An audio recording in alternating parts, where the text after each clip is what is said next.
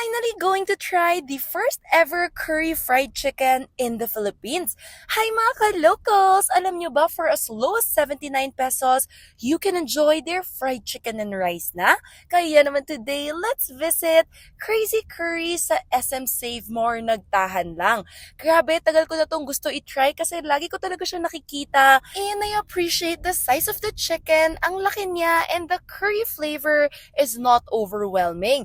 Tapos ito, grabe, sobrang addicting nito. Yung chicken skin nila, sakto na pagkaluto.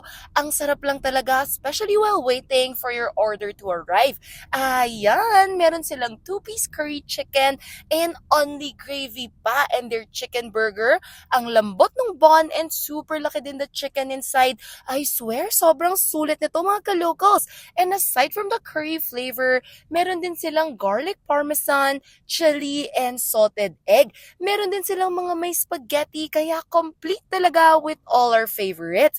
Kaya naman if you're also curious, what are you waiting for mga ka-locals? Make sure you visit Crazy Curry!